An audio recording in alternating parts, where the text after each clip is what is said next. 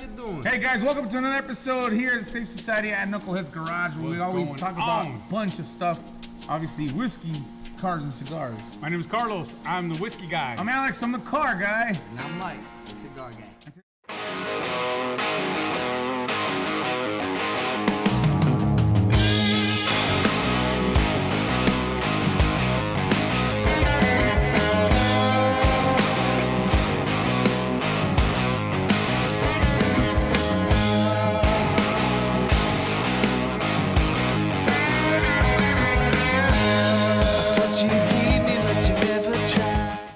We're gonna talk about the delicious cigar. What cigar are we talking about today to pair it up with that car and all these bottles? So before we go into detail with this beautiful thing, we're gonna be smoking a Rocky Patel Vintage 1999 Connecticut. We're gonna switch it up today. Usually we'd smoke like some really heavy stuff.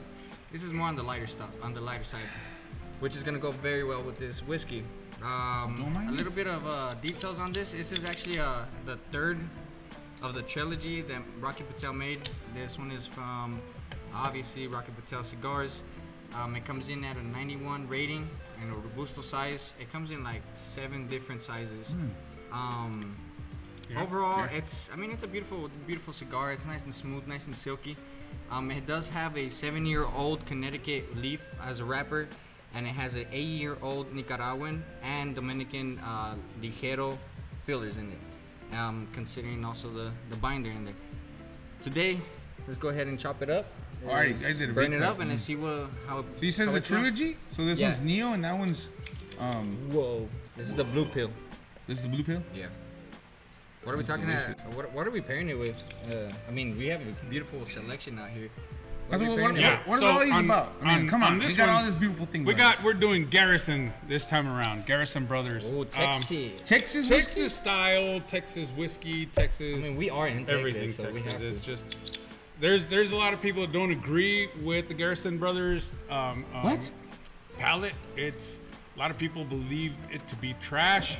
What? A lot of people just don't like it. I don't know. It's different. It's Texas whiskey. It's a Texas heat. It's delicious. What are you talking about? I like it. I have no problem with it. It's a little different than the regular, well, not regular, but supreme, I guess you could say, Kentucky whiskey, because that's just phenomenal stuff. But this is not bad at all. This one is the Garrison Brothers Laguna Madre. This is 50.5. It's 101 proof. The distillery is in High Texas.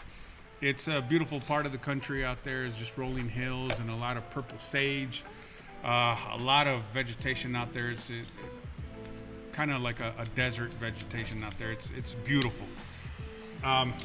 They got limestone water down there. The water is really rough to drink, but they do make this whiskey with that lime water, and then they cut it with rainwater, which gives it that. I've always said it every time we do a Garrison. I always say that there's like this taste like you're riding a horse. Like you're riding a horse and you're smelling the horse, like the hair of the horse, the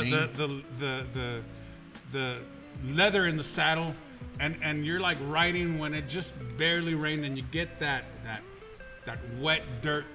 That's what I smell with any of these, all of them to me. Talking about wet dirt, it's raining today. Yeah. And that's what I get a lot on this guy. And now come to find out that they cut it with rainwater, which is really, really cool. Hold up, guys. Let me go get some rainwater and we're going to get some whiskey. Texas water, bro. Man, you could baptize in that stuff. Man, Anywho. Talk to me about that, the overall look about this bottle, man. I like how this is so silky, so nice and smooth.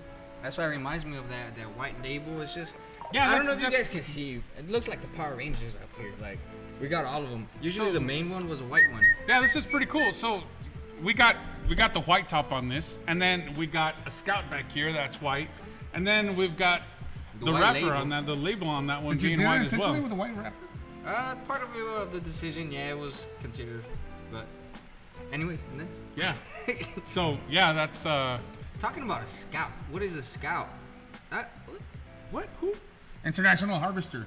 Okay. It's a company that started back in the 1907. They were building trucks. They were building. This boy is going biblical. 1907. Yeah, it started in 1907. Didn't you graduate back then? Was that the first? No. He's no, not 19, yet. I 1908. graduated the year after. Oh, This is when and he skipped a grade. Noah. This is his first truck. When They he got out of loaded the this army. one up to the boat. That's what he said. Anyway, back to reality. It's a international, started back in 1907. In the late 50s, they were looking to compete with the Willys Jeep because Willys Jeep was selling really, really good because of World War II. Yeah, those are cool. So 1961, International came out with the Scout, and then it progressed all the way to the 1980s, and it came out with 4 cylinders, 6 cylinders, V8s. It came out with all sorts of options, and thank God today we get here at the shop at Knucklehead's Garage, we get a 1966 Scout, and it's a beautiful car, beautiful SUV, 4x4. This one's a 4-cylinder. It's got a 5-speed transmission. This vehicle runs really good. I like driving it. It's like a big box. I mean, it goes everywhere. You run torquey. over. Yeah, you run over sidewalks and stuff like that. You can't even feel it. And it's super torquey considering what kind of engine does it have right now? That one's a 4-cylinder. Okay. They came out with 2 different types of 4-cylinders. They came out with a turbo one and they came out with a non-turbo. This one's a non-turbo.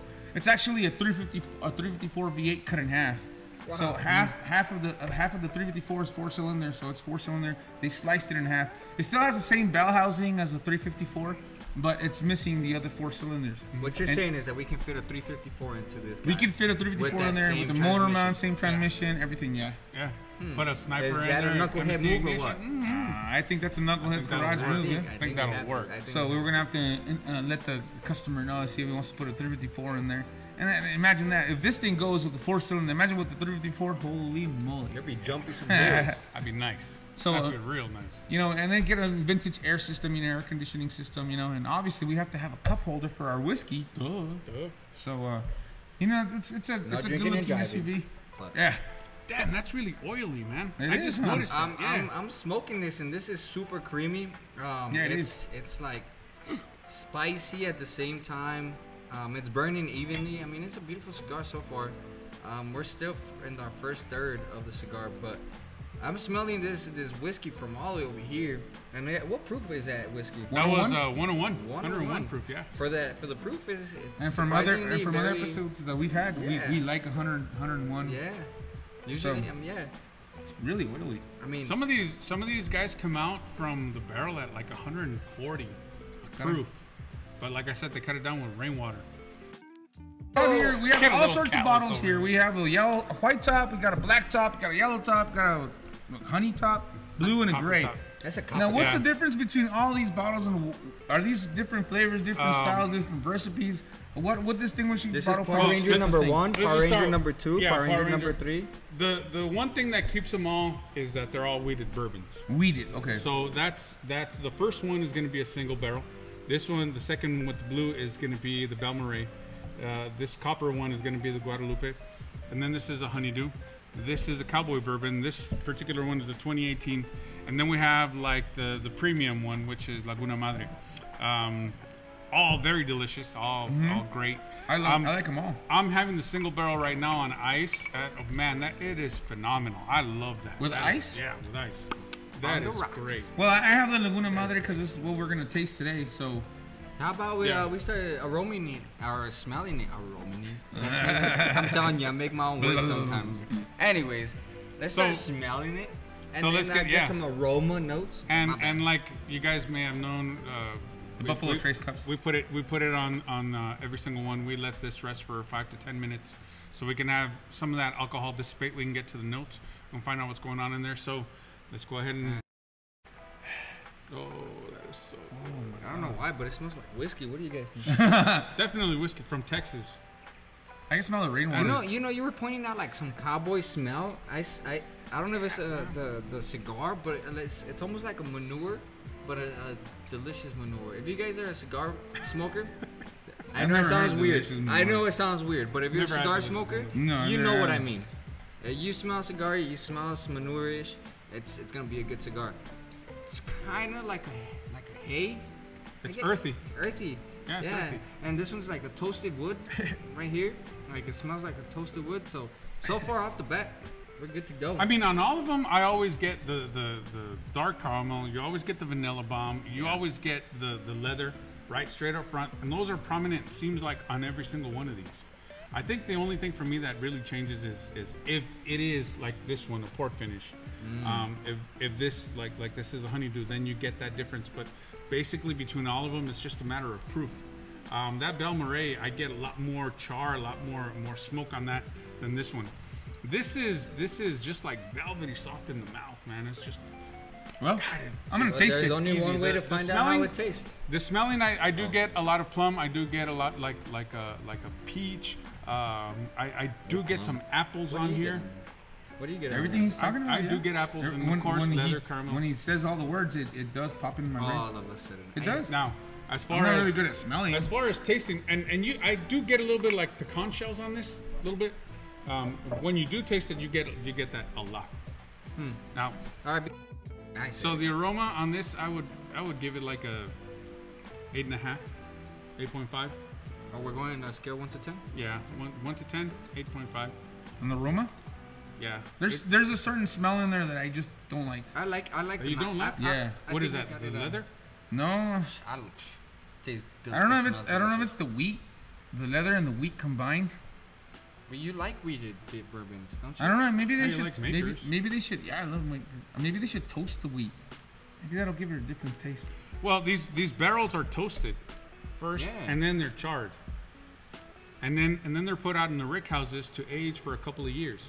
The barrels? Right? The barrels, right? With the whiskey in it. Oh, right? okay. Well, they're put in sideways. They're put in like this, right? Mm-hmm. And then after a couple of years, they go out and taste these, right? Well, once they taste them and they deem it done to a certain extent what they're expecting it to taste like, then they change it to another rick house, and then they stand them up like this, right? Okay, so in every typical United States, basically Kentucky, the Angels' share of the whiskey is anywhere from 3 to 5%.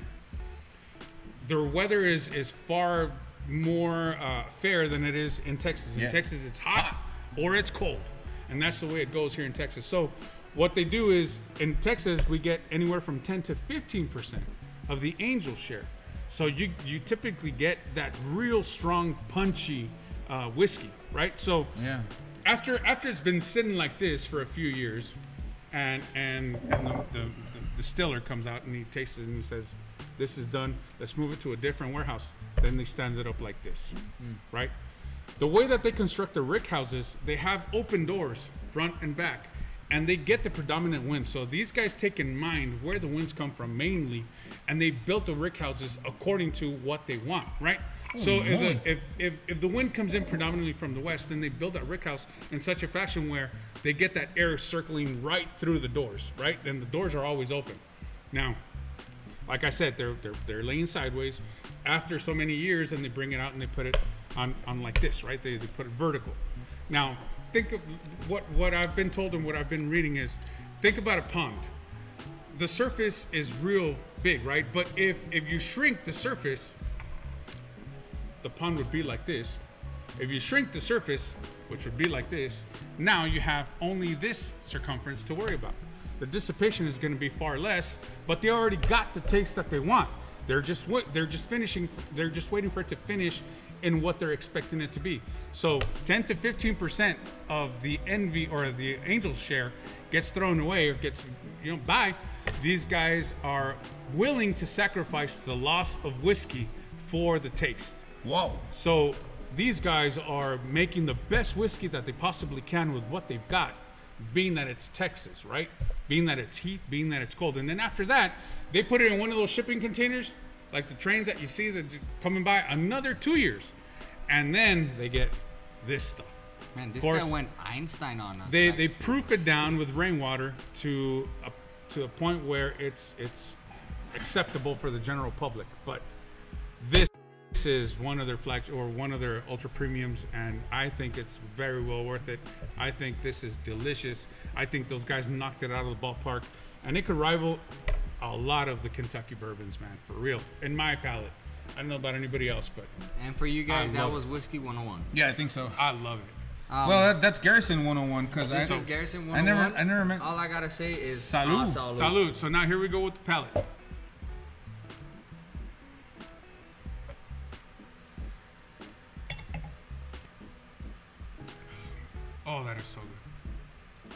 Get the cinnamon apples. You get that deep caramel. Got that leather up front. Peachy. It's peachy, yeah. Get some apples, pecans. It's nice and smooth for 101. The finish is. But the mouthfeel is so It's oily. It's definitely velvety oily. smooth, bro. Like, wow. There it is. That is amazing. Wow. Now, when I was explaining about the rick houses, they let this air circulate, right? They have to. That's one of the things that they really enjoy. That's a taste that they really like. Predominantly, the main wildflower out there, or the main vegetation that's out there, is purple sage. Ooh. So this purple sage, all the terroir, so to speak, I think it takes it. I think you get that vegetation. It's delicious. It's great. Texas. It doesn't. It tastes like how it smells, but not as close to it. It's very different. I'm a fan. I'm gonna go ahead and start rating it. I'm gonna be the first one. Huh? Definitely. Aroma wise, 9. Taste wise, 9. Cigar, 9. Whoa. Throughout the whole thing. The whole thing. 9. It was a good pairing. This one's toasted.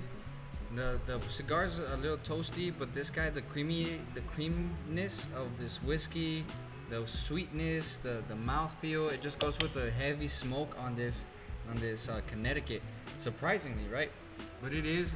You can taste the age off the cigar. It's nice and matured compared to this whiskey. It just goes. It's just. Right there. Yeah, I smell it. It smells great. I think aroma for me is like a 6.0. Really? Yeah, there's something in there. I just don't like how it smells. There's something in there. I don't know if it's the wheat. I don't know what it is, but there's something in there that I don't like how it smells. There's some. I like the very first punch, and then after the punch goes away, I can smell all the sweetness, and then okay, it smells good. But the very first punch, there's just something like I don't know what that smell that is, but there's something there that I just don't like. And it's leathery. And then the taste, as soon as I put it, start drinking it and put it and swish it, and then swallow it. As soon as I swallow it down, I mean, I get the fire right away. It's hot, and then that leather or that taste, that smell that I don't like comes through, and I don't like it, and then it goes away, and then I could taste all the sweetness.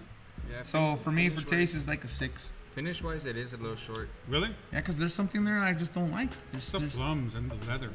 It's the rainwater, man. It's that.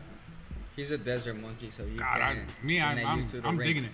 Yeah, I'm liking it. Yeah, I would give it an 8.8 on the taste. I give it an 8.5, 8.6 on the nose. The finish, real nice. Don't get me wrong. It's subtle. I've been reading up a little bit on these guys, and they got a cognac cask. What? Which is going to be really cool.